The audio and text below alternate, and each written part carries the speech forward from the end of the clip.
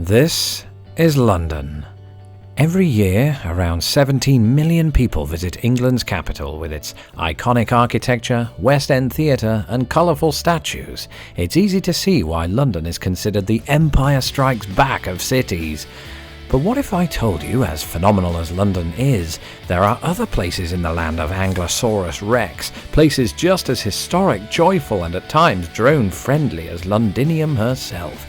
Well, remain incredulous no more, because it's true. In fact, there are precisely 6 such places. Also, 6 is a digestible number and I did not have the time to make this video. So don't be upset that your favourite place wasn't included, simply drool like a toddler over the ones that were. Just don't get any on the keyboard. Okay, first up, nothing could be more removed from the stampede of London life than this place, the Lake District, an epic sprawling mountain region in England's northwest that was undoubtedly influenced by the paintings of Bob Ross. The Lake District is home to England's tallest mountain, Scafell Pike, which at roughly 3,000 feet is about a tenth of the height of Everest. Still, judge me by my size, do you? If you're looking for peace of mind, a place to hike, and the house of poet and professional ponderer William Wordsworth, then look no further than the Lake District. But if cities are more your thing, then get on the M6 motorway and head 80 miles south to Liverpool.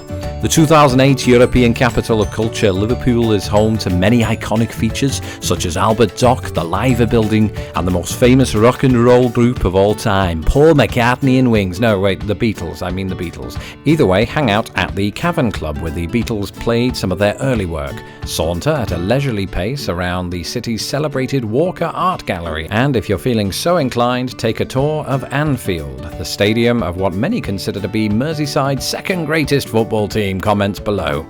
Heading further south, I highly recommend checking out the city of Bath, named thusly because it has an inordinate number of baths. Not the sort you might expect to find at Bed Bath & Beyond, mind you.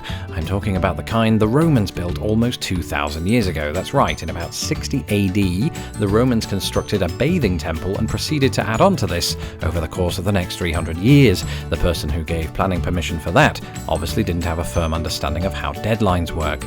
Nonetheless, with its huge sense of history, Bath is a popular tourist attraction, pulling in around 5 million visitors a year. That's a lot of people to fit in one tub, so it's a good job the baths are not for public use. Heading even further south now to the southwest region, I could honestly have chosen to focus on Cornwall or Devon or Somerset or an endless stream of places ending in the word mouth, but the southwest is so incomparably majestic that it would have been a huge miscarriage of justice if I'd chosen, say, Dorset over Cornwall.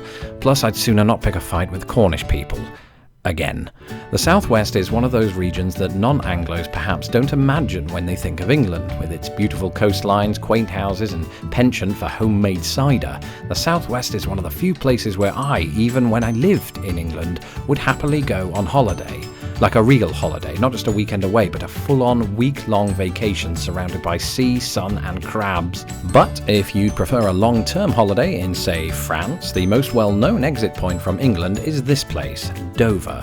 Dover is known for its pale white cliff faces, ferries, and a scene from the greatest awful film of all time, Robin Hood, Prince of Thieves. Its most famous landmark, of course, was also popularised by the Dame Vera Lynn wartime song, There'll Be Bluebirds Over the White Cliffs of Dover. A wee little ditty that makes me weep like a badger, it does. Do badgers weep? I don't know. What I do know is that Dover is also situated just 20 miles from Canterbury, that of the Geoffrey Chaucer variety, another place in Kent well worth seeing, particularly you history enthusiasts. And speaking of history, York. Quite possibly the best of all English cities.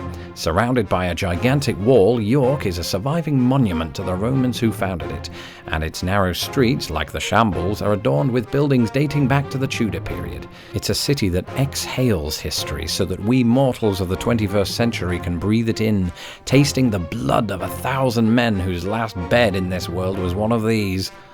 On second thoughts, please don't breathe that in, unless you are on a visit to Jorvik Viking Centre, which smells intentionally as if 100 cows shut into a cauldron and let it fester for 500 years.